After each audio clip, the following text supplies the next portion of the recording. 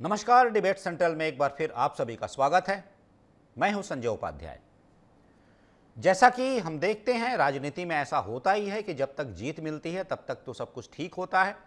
कहा भी जाता है, कई बार ये कहा जाता है, अगर नेतृत्वकर्ता बहुत बड़ा ना हो, मतलब समझिए कि जो समकक्ष पीढ़ी में अगर वो ज़्यादा प्रभावशाली जब तक ना हो, तब तक यही माना जाता है कि सामूहिक नेतृत्व में ये सब कुछ जीता गया, ये सब पाया गया। लेकिन जब लगातार हार मिलती है तब ये कुछ रास्ते खोजे जाते हैं, ऐसे कुछ विषय खोजे जाते हैं। कुल मिलाकर नेता जो होते हैं, बड़े नेता होते हैं, उस जिम्मेदारी से, उत्तरदायित्व बोध से बचने का प्रयास करते हैं। और जब यह प्रयास करते हैं, निश्चित रूप से तब कुछ विषय उठाने पड़ते हैं। और सबसे आसान और स्वाभाविक विषय होता है कि नेतृत्व ठीक नहीं था। मतलब जिस नेतृत्व में ये सब कुछ हुआ वो ठीक नहीं था।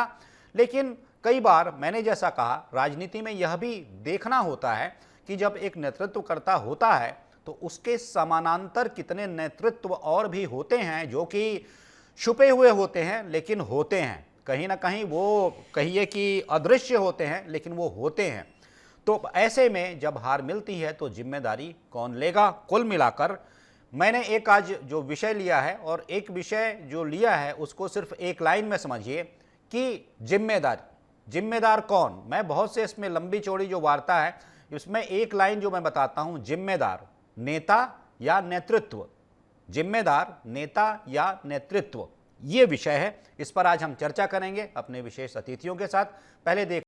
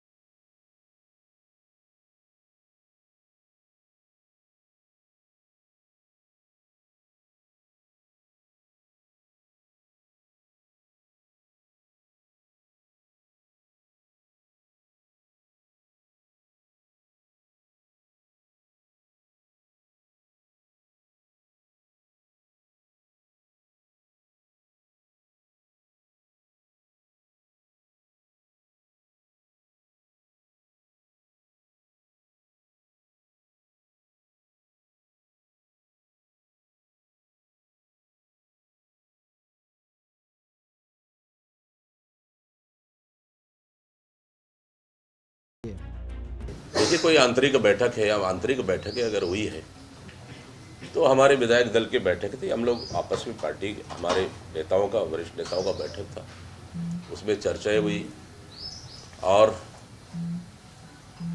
बहुत से वरिष्ठ नेताओं ने कहा भी कि टिकट वितरण से लेकर चुनाव प्रचार अभियान तक का हमारी सबकी जवाबदारी थी और उस जवाबदारी में सब लोग सम्मिलित हैं। लेकिन अरुण साव पहले अपना घर तो संभाल ले, फिर बाद में कांग्रेस का चिंता कर ले।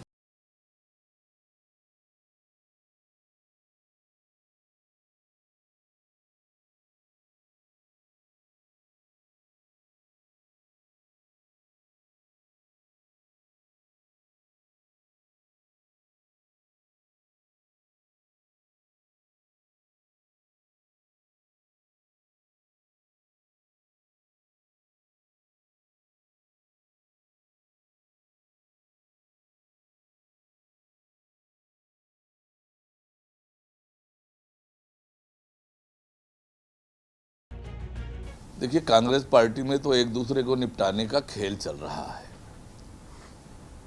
और कांग्रेस पार्टी के जो आज हालात हैं, डूबती हुई नाव की तरह कांग्रेस होती जा रही है और इसलिए आपस में एक दूसरे को निपटाने का खेल चल रहा है। पर जैसे मैं कहता हूं कि इनके झगड़े को छत्तीसगढ़ की जनता ने 5 साल भोगा। इनके झगड़े के कारण 5 साल छत्तीसगढ़ की जनता को भोगना पड़ा और अब ये उस झगड़े का खामियाजा खुद भोगेंगे ही।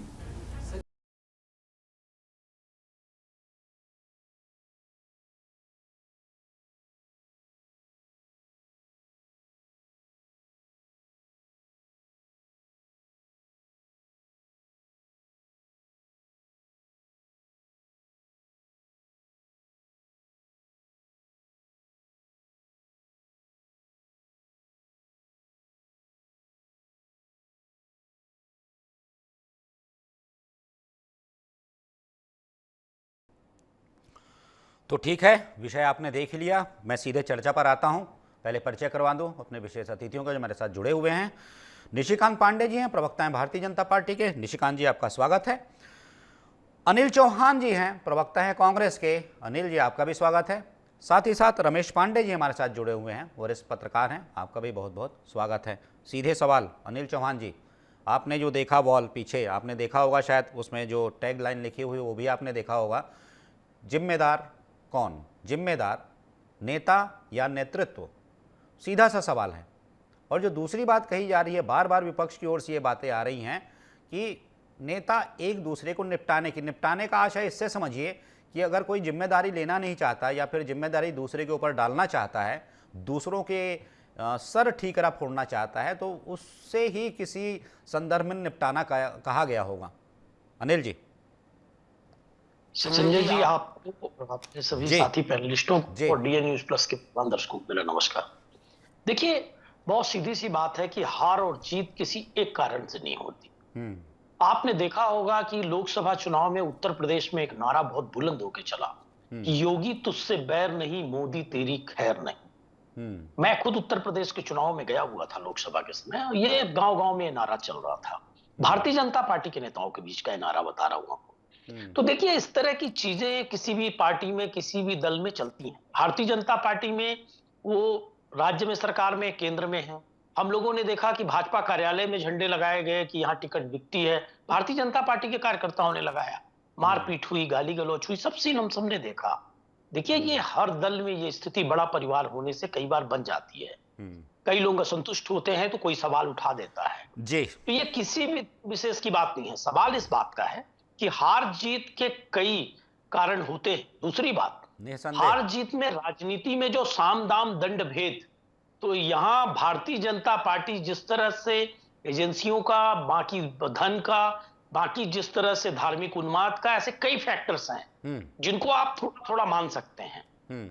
हम ये कहें कि साहब सिर्फ ये मांग पूरी नहीं हुई या ये चुनावी घोषणा पत्र था, ये नहीं हुआ इसलिए ये हो गया, ऐसा नहीं है। मेरा ये मानना है संजय जी कि बहुत सारे ऐसे आयाम होते हैं इलेक्शन को जीतने और हारने के लिए। उम्मीदवार कौन है, क्या मुद्दे हैं, भ्रष्टाचार कितना बड़ा मुद्दा है, धार्मिक उन्माद कितना बड़ा मुद्दा है, धन कितना बड़ा मुद्दा है। अभी स्थानीय निकाय में हमने शराब की नदियां भी देखी, ये कितना बड़ा मुद्दा है। आप एक बात बताइए अनिल जी, एक बात बताइए, ये सारी चीजें तो आपके बस में नहीं है। मतलब अगर ये सब हो भी रहा है तो इसे तो आप ठीक कर नहीं सकते। आप ठीक क्या कर सकते हैं अनिल जी? संगठन के भीतर जो कुछ है वो ठीक कर सकते हैं, पार्टी के भीतर जो कुछ है ठीक कर सकते हैं। तो मैं यही कह रहा था, आपके नेताओं से भी मेरी बात हो रही थी, बड़े नेता हैं, जिम्मेदार नेता हैं, तो यही चर्चा हो रही थी कि जो ठीक किया जा सकता है वो ठीक कीजिए ना पहले। अगर अब आप ठीक कर लेंगे तो ये बाकी, आपने कहा ना, थोड़ा थोड़ा सबका अंश होता है, हर जगह होता है थोड़ा थोड़ा अंश, और ये अंश ऐसे होते हैं बचा नहीं जा सकता है। तो ऐसे में वो ठीक कर लीजिए, मैं मानता हूं कि 75% ठीक हो जाएगा। देखिए, आपका सवाल बहुत लाजमी है, लेकिन एक बात समझने की है कि हमारा प्रतिद्वंदी किस तरह लड़ रहा है, दूसरा हम किन मूल्यों के साथ लड़ रहे हैं जी। कई बार हमारे मूल्य ऐसे होते हैं कि हम सत्य, अहिंसा, सत्याग्रह या जो लोकतंत्र की मर्यादाएं हैं उसको पार नहीं कर पाते। तो उसको आप विफलता मानिए। हो सकता है कि आंशिक तौर पर कोई विफल हो गया हो, लेकिन धीरे से जनता को यह बात समझ में आए कि नहीं साहब, डेमोक्रेसी को बचाना है, देश को बचाना है, भाईचारे को बचाना है, सद्भावना को बचाना है, तो हमको ये जिन लोगों को हमने जिता दिया, लोकतंत्र में जिन लोगों ने हमको गुमराह करने की कोशिश की, उनको पहचानना होगा और हमको अब ये रास्ता अपनाना होगा। तो देखिए, जीत हार के कई कारण होते हैं, मेरा ये मानना है, और एक सामूहिक नेतृत्व होता है और सब लोगों का प्रयास होता है और बहुत सी बातें समीक्षा करने की होती हैं। उन सारे पॉइंट्स पर समीक्षा होगी और उसके बाद हर दल उस पर चिंतन और मनन करता है। मतलब आप ये बात तो मानते हैं, ये बात तो आप जो आपने जो कहा उसका लब्बो लुआब मैं अगर एक शब्द में निकालना चाहूं, उसका एक निहितार्थ यथार्थ जो भी मैं कहूं, कि आप ये कह रहे हैं कि सिर्फ नेतृत्व पर ठीकरा फोड़ देना ठीक नहीं है। दीपक बैज पर सीधे ये आरोप लगा देना कि आपके नेतृत्व में हार गए, मतलब आप अयोग्य हैं, ये ठीक नहीं है। कुल मिलाकर एक लाइन में देखिए संजय जी, ये तब ठीक है अगर कह दें कि नरेंद्र मोदी जी अल्पमत में आ गए, अब उनको प्रधानमंत्री बनने का अधिकार नहीं है। उनको जनता ने बहुमत तो नहीं दिया, कम से कम। आप बैसाखियों पे प्रधानमंत्री बने अलग बात है, पर अगर बहुमत नहीं मिला तो वो ठीक है, वो ठीक है सर, वो ठीक है, वो ठीक है। हमने लोकतंत्र में, अनिल जी आप विद्वान व्यक्ति हैं, आप जानबूझकर ये शायद बोल रहे हैं, आप विद्वान व्यक्ति हैं सर। 150, 130, 160 की सीट पर आपकी सरकार बना करती थी गठबंधन की। तो वो छोड़ दीजिए, वो राजनीति गठबंधन की कैसे होती है, कहाँ होती है। आपने चंद्रशेखर जी को भी देखा था, जो युवा तुर्क चंद्रशेखर जी 40 सीट से प्रधानमंत्री, वो छोड़ दीजिए। मैं ये कह रहा हूं कि अगर जिम्मेदारी अगर डालनी चाहिए। चलिए निशिकांत जी के पास आता हूं। निशिकांत जी, जिम्मेदारी, नेता, कार्यकर्ता, नेतृत्व, बहुत से विषय हैं, जिम्मेदारी किसी, क्योंकि मैं बोल रहा हूं कि जब सब बढ़िया जब चलता है ना, जब गाड़ी हाईवे पे होती है तब बहुत ज़्यादा चेक नहीं किया जाता कि स्पीड कितनी थी, फ्यूल कितना था, एयर टेम्परेचर कितना था, वायु की गति कितनी थी, सामने मतलब गड्ढे थे। कि जब एक्सीडेंट होता है ना तब ये सब खोजा जाता है कि अच्छा ये सारे कारक थे इसलिए हुआ। तो आपकी गाड़ी तो अभी हाईवे पे चल रही है पूरी स्पीड से, पूरी गति से। लेकिन ये सवाल 2018 में उठा था आपके साथ भी।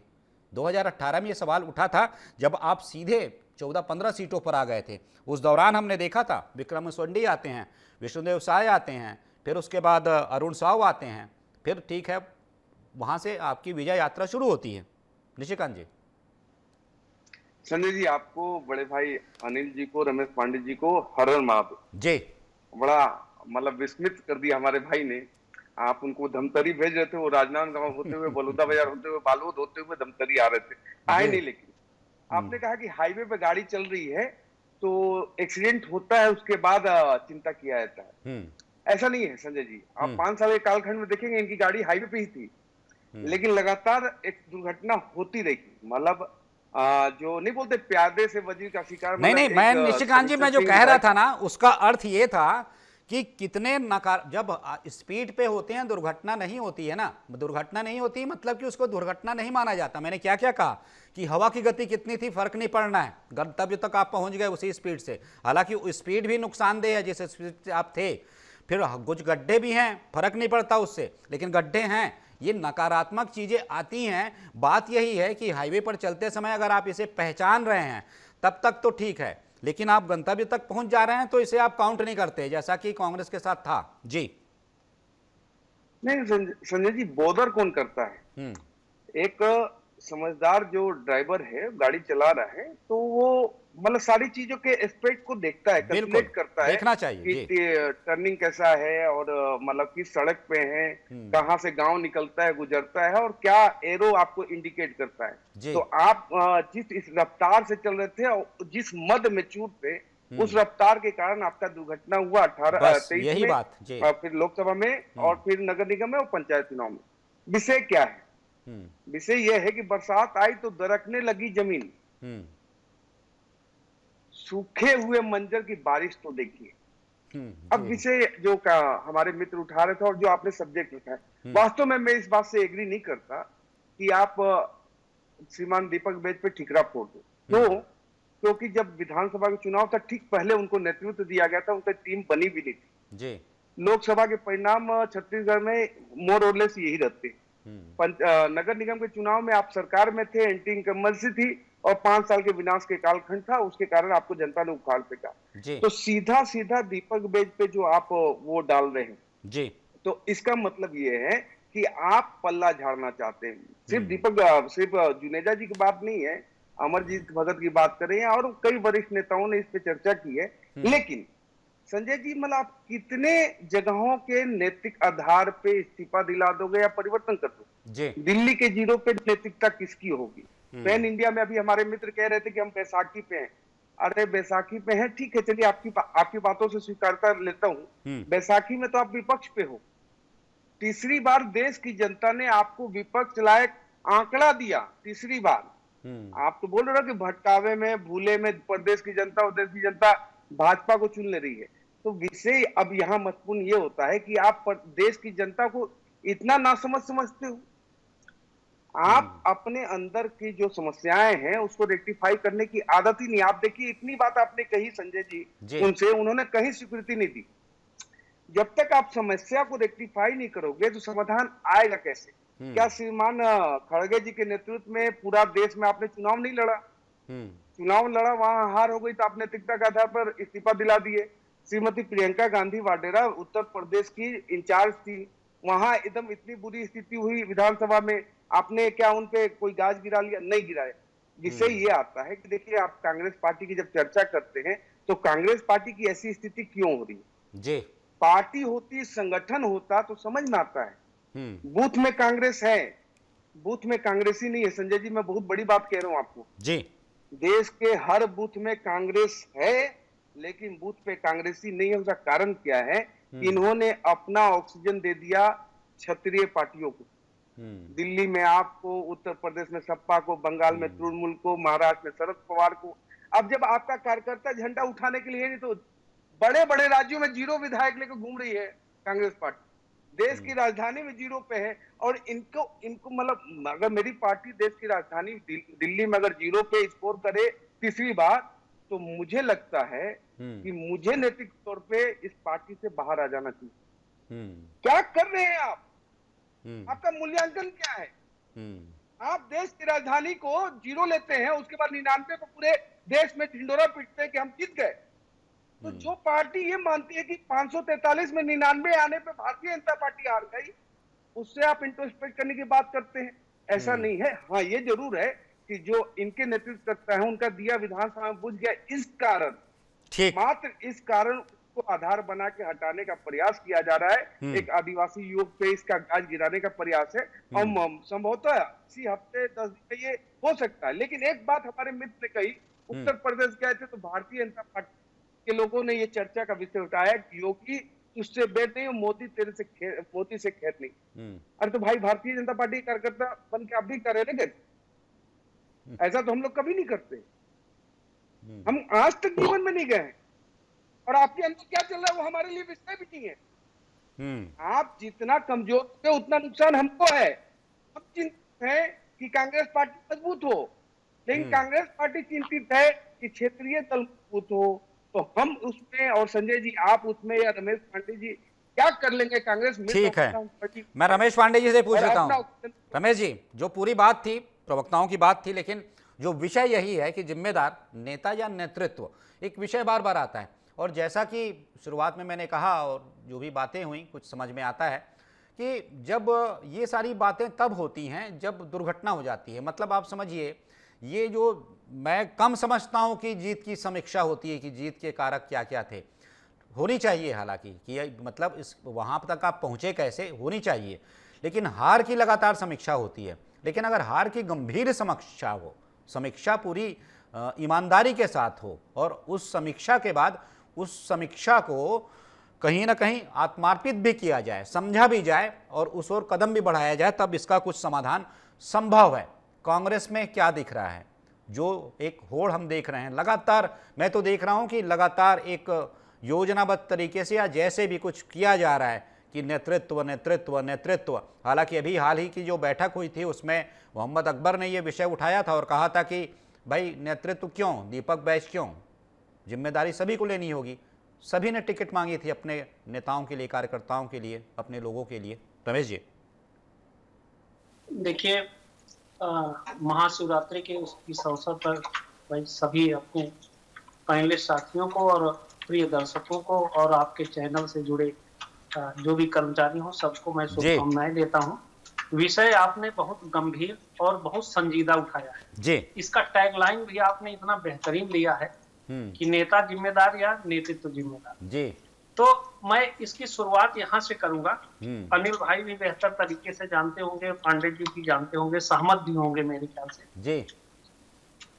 पहली बात तो शुरुआत यहाँ से होनी चाहिए कि राजनीति में जिन लोगों को लाया जाता है, जिन लोगों को जिम्मेदारी दी जाती है, क्या उनके अंदर राजनैतिक बोध है या नहीं है, या वो केवल खेल तमाशा देखने आए हैं। राजनीति कोई खेल तमाशा नहीं है। राजनीति में हार कोई शब्द नहीं। राजनीति में या तो जीता जाता है या तो सीखा जाता है। जो जीतता है वो सिकंदर होता है, और जो दूसरे पायदान पे आता है वो सीखता है कि हम अगली बार कैसे जीतेंगे। तो राजनीति में नेता, नेतृत्व, कार्यकर्ता, ये तीनों एक समुच्चय बनता है। इसमें ना तो नेता अलग है, ना नेतृत्व अलग है, ना कार्यकर्ता अलग है। अगर सीखने की स्थिति आती है तो इसमें तीनों को सीखना होगा। नेता को भी सीखना होगा, नेतृत्व को भी सीखना होगा, और कार्यकर्ता को भी सीखना होगा। रही बात छत्तीसगढ़ में कांग्रेस की, जो परिस्थितियां कांग्रेस के नेताओं में देखने को मिल रही है, कुछ नेताओं के बयानबाजी नेता और नेतृत्व को लेकर के आ रहे हैं। तो मैं तो सिर्फ इतना कहूंगा कि उनके अंदर राजनैतिक बोध नहीं है, राजनैतिक समझ नहीं है। इसके लिए न तो नेता जिम्मेदार है, न नेतृत्व जिम्मेदार है, न कार्यकर्ता जिम्मेदार है। जिम्मेदार पूरा सामूहिक समुच्चय है। नेता भी जिम्मेदार है, नेतृत्व भी जिम्मेदार है और कार्यकर्ता भी जिम्मेदार है। जिसके लिए तीनों को बैठ करके सीखना है कि आखिर हमने वो पायदान क्यों नहीं प्राप्त किया जो हमारा अगला प्रतिद्वंदी हासिल किया है। उसमें हमारी कहाँ कमियां रह गई, कहाँ दिक्कतें रह गई, कहाँ मतदाता को हम नहीं लुभा सके, आकर्षित नहीं कर सके, ये विषय है। ये एक बहुत गूढ़ विषय है, बहुत लंबा विषय है। इस पर बहुत मंथन करने की जरूरत है। इससे हंगामा करने, आरोप प्रत्यारोप लगा देने से इसका कोई लाभ नहीं मिलने वाला है। बिल्कुल। तो मैं तो यही कहूंगा कि इस पर गंभीर मंथन और राजनैतिक बोध के साथ जो राजनीति का एक आदर्श है, उस आदर्श के अनुसार अगर सफलता नहीं मिली है तो सीखने का प्रयास करें और सीख करके अगली बार फिर मैदान में उतरने की कोशिश। ठीक है जी। अनिल जी एक बात बताइए कि मैं अभी देख रहा, देखिए निश्चित रूप से जो भी परिणाम आते हैं, अगर परिणाम अपेक्षानुकूल नहीं है तो आप समझ लीजिए कि कहीं ना कहीं कार्यकर्ता जो हैं वो पूरी तरह सक्रिय नहीं है, या फिर समझिए थोड़े से रुष्ट हैं। और परिणाम अगर बहुत ही विपरीत चले जाएं तो आप तो बिल्कुल ही मान लीजिए कि कार्यकर्ता नाराज हैं। क्योंकि अगर कार्यकर्ता दम लगा दे, आपका भी कैडर कहिए या फिर आपके कार्यकर्ताओं की फौज कहिए, भाजपा के कार्यकर्ताओं की फौज कहिए, बहुत बड़ी है साहब, बहुत बड़ी है। अगर वो लड़ गए मैदान में, खाली हाथ भी अगर उतर गए मैदान में, तो समझ लीजिए अगर पूरे मनोयोग से उतर गए तो जीत आपकी पक्की है। या फिर पराजय, जय पराजय के बीच बहुत ही माहिन एक बारीक बाल जैसा फासला होगा।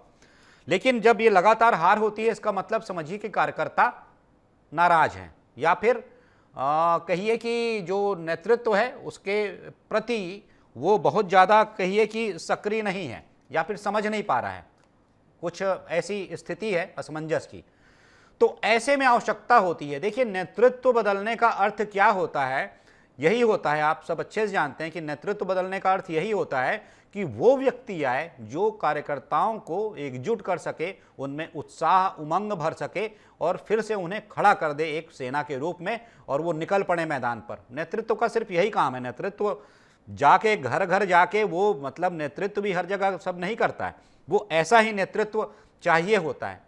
क्या लग रहा है आपको, हालांकि इसका जवाब तो मैं जानता हूँ मुश्किल है मिले, क्या लगता है कि नेतृत्व परिवर्तन की कोई बात चल रही है? फिर भी मैं ईमानदारी, क्योंकि आप जवाब कई बार बड़ी ईमानदारी से देते हैं अनिल जी।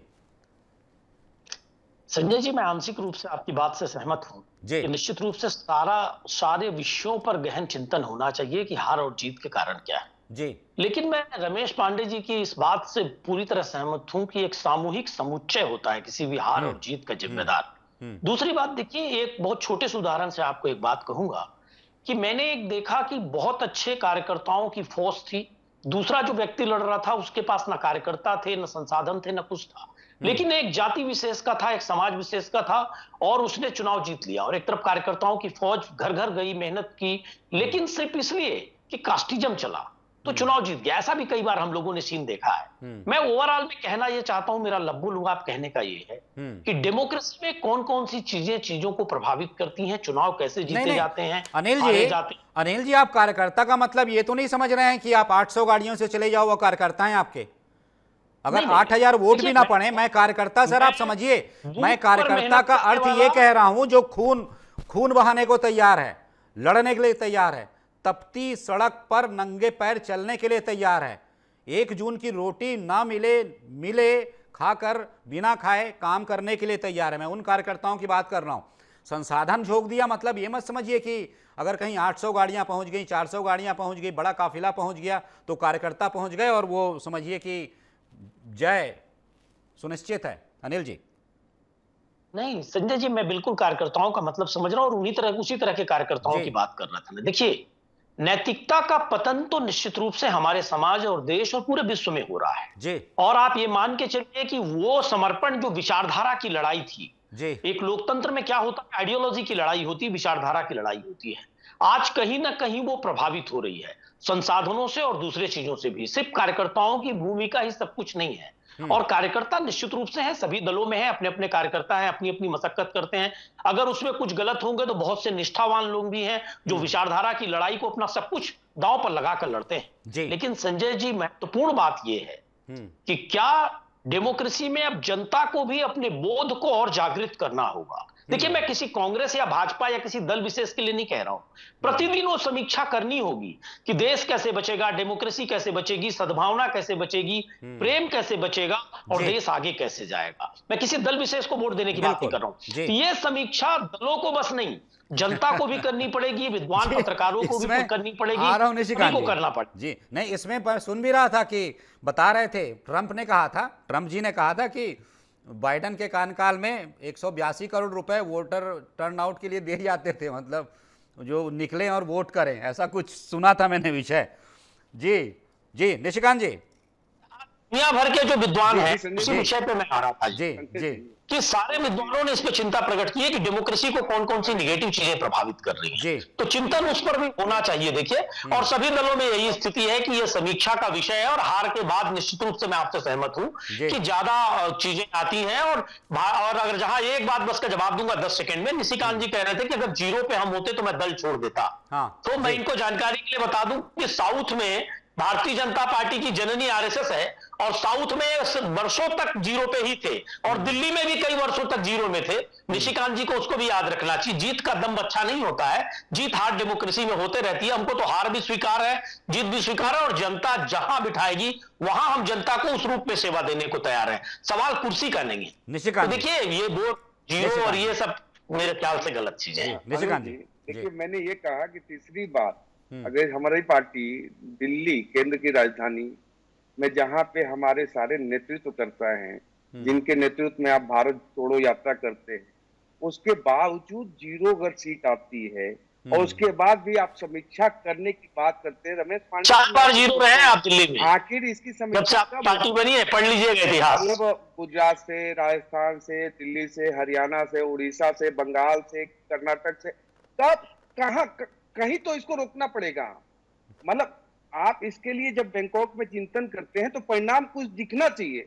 अगर परिणाम नहीं दिखता, अब अभी मुझे हंसी आ गई इस बात पे कि अनिल जी कहते हैं कि जनता को बोध होना चाहिए। मतलब मैं तो सोचता हूं कि अब कुछ बचा है कांग्रेस पार्टी में कि कांग्रेस पार्टी को जनता हरा दे रही, तब जनता बोध करे अपराध का कि हमने क्यों। साहब, जीतने पे भी हम बोध कहते हैं, हर व्यक्ति को बोध जागृत करना होगा अपना। ये बात मत कहिए, मेरी बातों का दूसरा अर्थ निकालने की कोशिश मत करिए, तो अपने शब्द मत ठूसिए, वो आपका स्तर होगा। मैंने कहा लोकतंत्र को मजबूत करने के लिए हर व्यक्ति की जिम्मेदारी है। आप उसको दल के आधार पर। मैं आ जाऊंगा, अनिल जी आ जाऊंगा, बस कहने दीजिए अनिल जी। निशिकांत जी, हाँ जी। आपने जो संजय जी वो दिया है हेडिंग की नेता या नेतृत्व, उसके बीच में 2 चीज और जोड़िए आप, समन्वय और विश्वास जी वर्सेज। समन्वय और विश्वास वर्सेज डालेंगे ना, जब आप नेतृत्व करता है और आंख बंद करके आप उन पे भरोसा करते कार्यकर्ताओं पे। आपने कहा कि जाति के कारण से टिकट, जिंदल, ज्योतिरादित्य सिंधिया, ऐसे लोगों को लाना है, अशोक चौहान, ऐसे लोगों को लाना है, तब समन्वय बनेगा। अनिल जी ऐसा मत करो ना। अनिल जी कहने दीजिए, फिर मैं आपको समय दूंगा, चिंता मत कीजिए, समय है अभी। हाँ संजय जी, मैं छोटा उदाहरण देता हूँ जी कि जाति समीकरण में ताम्रध्वज साहू महासमुंद लोकसभा में फिट बैठते थे या नहीं बैठते? देवेंद्र यादव बिलासपुर में फिट बैठते थे कि नहीं बैठते थे?